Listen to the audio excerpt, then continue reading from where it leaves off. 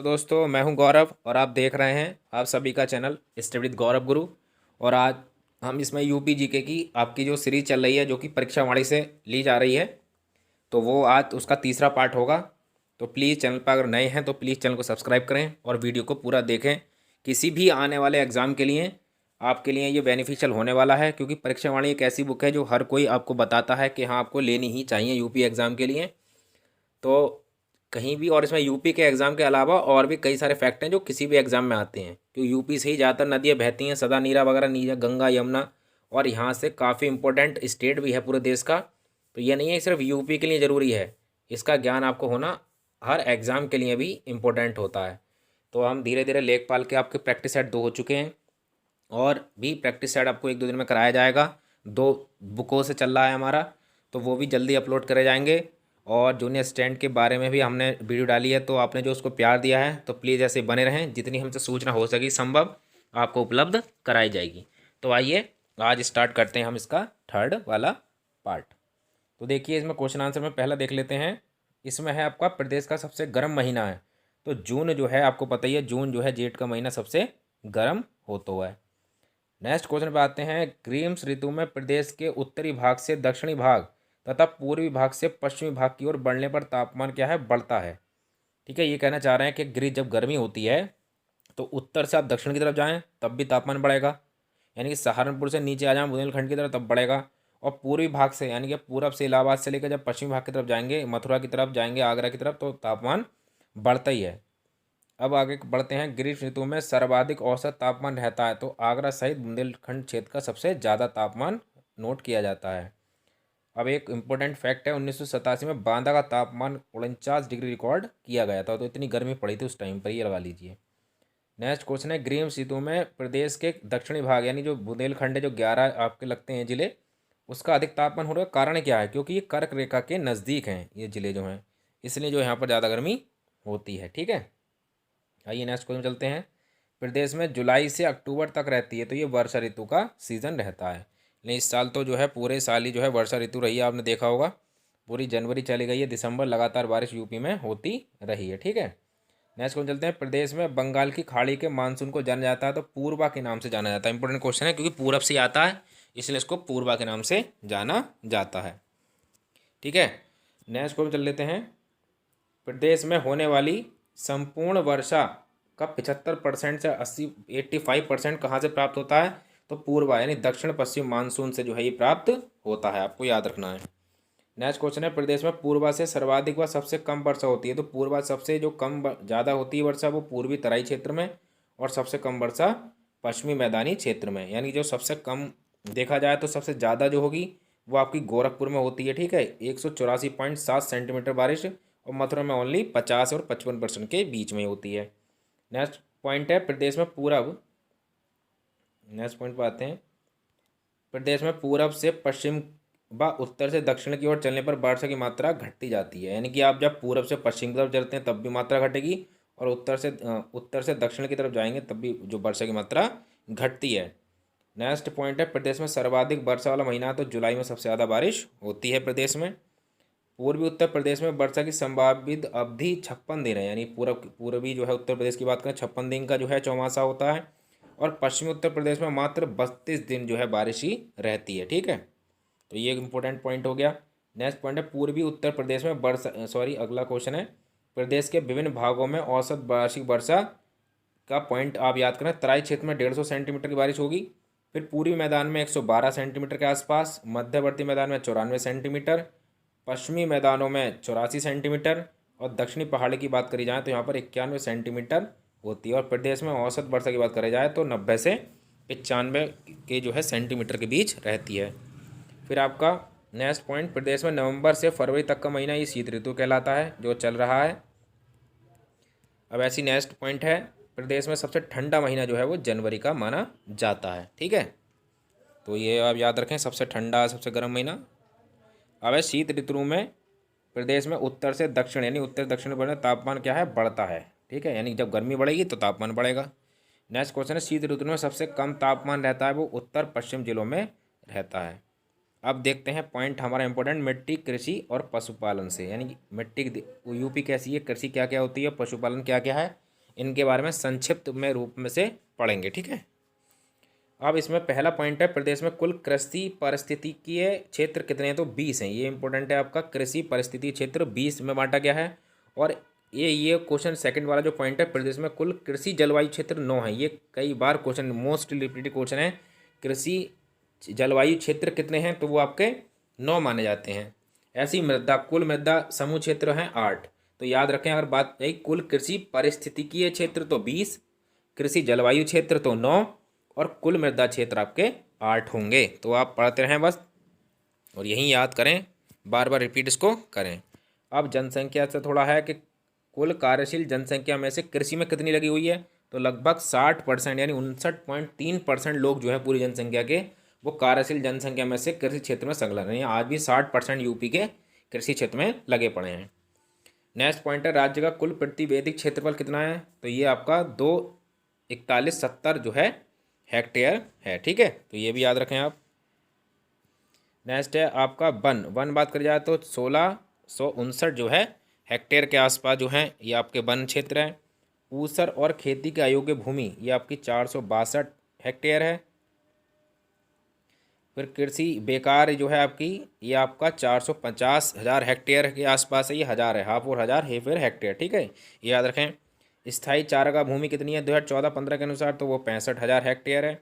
इस तरह से अब ये भी छोड़ दें, आपको नॉर्मल जो है ये याद आपको रखना, खेती के अतिरिक्त अन्य उपयोग में आने वाली भूमि, यानी खेती को छोड़कर और दूसरे काम में जो आ रही है, वो आपकी 46,000 हेक्टेयर भूमि है।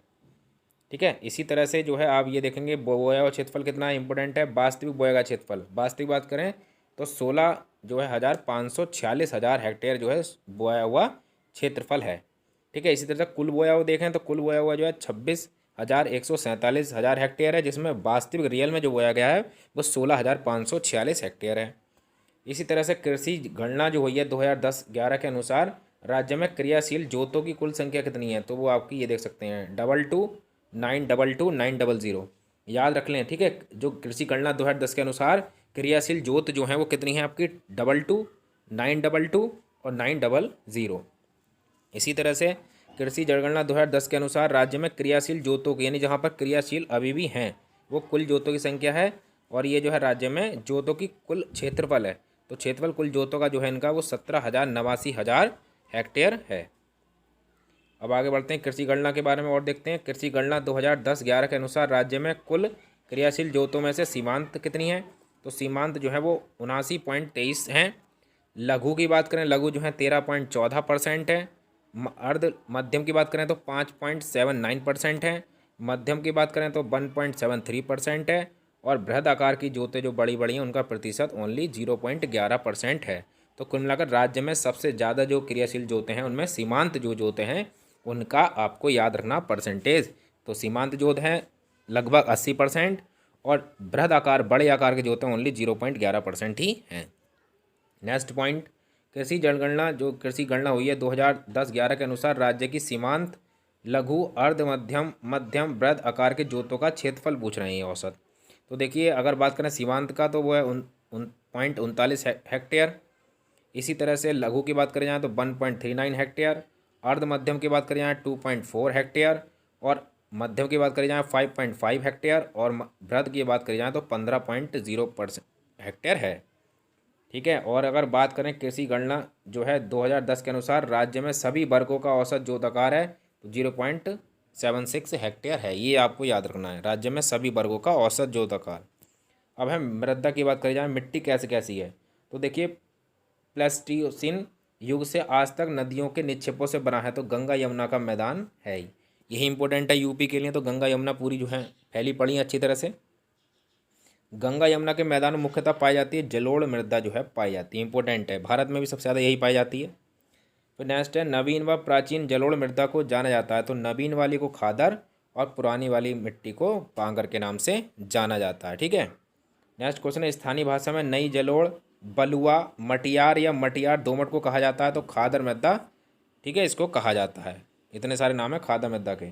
इसी तरह से पुरानी जलोढ़, उपहार या दोमट मिट्टी को जो है बांगर कहा जाता है। ठीक, नेक्स्ट क्वेश्चन है, जलोढ़ मृदा का निर्माण कैसे हुआ है? तो कॉप, कीचड़ और बालू, जो नदी के द्वारा बहाए गए कॉप हैं, कीचड़ और बालू, इनसे जो है निर्माण होता है किसका? जलोढ़ मृदा का। नेक्स्ट क्वेश्चन है, जलोढ़ मृदा में पोटास एवं चूना की अधिकता होती है, लेकिन किसकी कमी रहती है? तो फास्फोरस की, नाइट्रोजन की, और जैव तत्व जो हैं इसमें कम मात्रा में होते हैं, लेकिन पोटास और चूना ज़्यादा मात्रा में रहते हैं। नेक्स्ट क्वेश्चन है, गंगा यमुना मैदान में कहीं कहीं लवणीय या क्षारीय मृदा मिलती हैं, जिन्हें सामान्य भाषा में क्या कहा जाता है? तो उनको जो लवणीय और क्षारीय मृदा होती है उनको ऊसर या बंजर या कल्लर जो है, और एक और नाम है देख लेते हैं उसको, रेहट, रेहे जो है कहा जाता है। ये लवणीय और क्षार होती हैं, यानी किसी काम की नहीं रहती, तो ये ऊसर होती हैं, बंजर, कल्लर या फिर रेहे जो हैं, रेहे। ये आपकी भूमि क्वेश्चन आया हुआ है, रेहे भूमि कैसी होती है? लवणीय या क्षारीय होती है। नेक्स्ट है, मैदानी क्षेत्र में कुछ मात्रा में मरुस्थलीय मृदा पाई जाती है। कहाँ कहाँ? जो आगरा और मथुरा जो है इनमें जो है मरुस्थलीय पाई जाती है, क्योंकि यही जिले राजस्थान से टच हुए हैं, दो जिले। नेक्स्ट क्वेश्चन है, पश्चिमी उत्तर प्रदेश और बुंदेलखंड में कहीं कहीं मिलती है काली मृदा मिलती है, जो कि कपास के लिए बहुत अच्छी मानी जाती है। फिर रैगुर को या फिर करेल है, इसको कपास मृदा माना जाता है, तो वो काली मिट्टी के नाम को जाना जाता है। नेक्स्ट है, लाल मृदा परवा या पड़वा जिसको कहा जाता है, मार या माड़, राकर या राकड़ या भोटा मृदा पाई जाती है। ये सब बुंदेलखंड के क्षेत्र में पाई जाती हैं। लाल हो गई, परवा, पावड़ा या मार या माड़, राकर या राकड़, ये सब जो हैं, ये आप भोंटा याद रखें, ये भोटा भूमि जो है, ये भी आपका क्वेश्चन आया हुआ है। भोटा मृदा कहाँ पाई जाती है? बुंदेलखंड में ही पाई जाती है। अब नेक्स्ट क्वेश्चन में चलते हैं, राज्य में सबसे अधिक शुष्क खेती कहाँ है? वो सब बुंदेलखंड में, यानी जहाँ पर सूखी खेती है, पानी नहीं पहुँच पाने के कारण वहाँ पर जो है काफ़ी सूखी भूमि होती है। लेकिन अब जो है काफ़ी जो है सरकार के थ्रू काम करा गया है, जिसके अंदर जो है बेतवा और जो सोन नदियों को मिलाकर वहाँ पर पानी पहुँचाया जा रहा है, तो वहाँ पर भी अब हरियाली होने के आसार पूरे हैं। ठीक है, इसी तरह से आगे बढ़ते हैं। आगे बढ़ने पर देखते हैं हम क्वेश्चन नेक्स्ट, प्रदेश में सबसे अधिक मृदा अपरदन कहाँ होता है? वो जल से होता है मृदा का अपरदन। नेक्स्ट पॉइंट है, प्रदेश में अवनालिका अपरदन यानी जल से सर्वाधिक प्रभावित जिला इटावा है। और फिर कौन कौन से जिले हैं? तो आगरा और जालौन, यानी सबसे नंबर 1 पर इटावा, सेकंड पर जालौन, और थर्ड पर आपका दूसरे पर आगरा, तीसरे पर जालौन। फिर है, अवनालिका अपरदन के कारण बनते हैं, वो है आपके बीहड़, जिसके लिए चंबल नदी जो है और यमुना नदी विख्यात हैं। ठीक है, राज्य में वायु अपरदन से सबसे ज़्यादा प्रभावित जिले हैं, वो आपके आगरा, मथुरा और इटावा जो हैं, ये हैं। नेक्स्ट पॉइंट है, अपने चक्र अपनाने फसल चक्र अपनाने से कम हानि होती है उर्वरा शक्ति को, क्योंकि जब हम फसल चक्र अपनाते हैं किसी में, बार बार बदल बदल कर जो है खेती करते हैं, सही टाइम पर सही फसल लगाते हैं, तो उससे जो है मिट्टी की जो शक्ति होती है, उर्वरा शक्ति, वो बढ़ती है, वो कम नहीं होती है, यानी उसमें इतनी कमी नहीं हो पाती है। लेकिन जब पूरे साल भर एक ही फसल लगाई जाती है, दूसरी फसल सही टाइम पर नहीं डाली जाती वहाँ पर बीज उसके, तो जो है फसल की जो है काफ़ी जो मिट्टी की जो उर्वरा शक्ति होती है कम हो जाती है।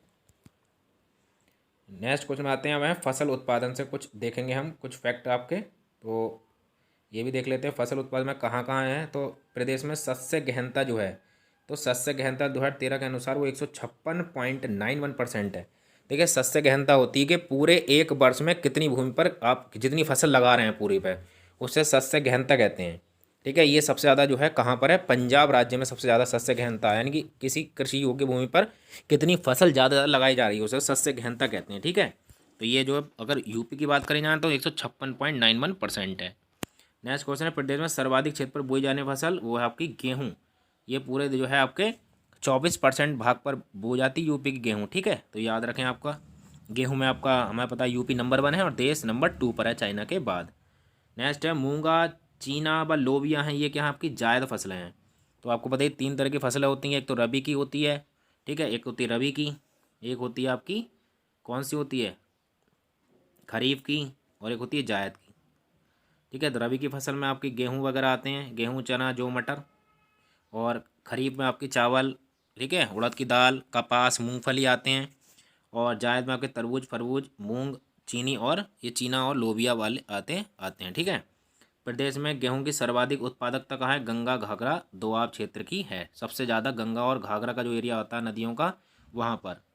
ठीक है, और इसमें फिर है अरहर, चना और अदरक की सर्वाधिक खेती कहाँ होती है? बुंदेलखंड क्षेत्र में होती है। अरहर भी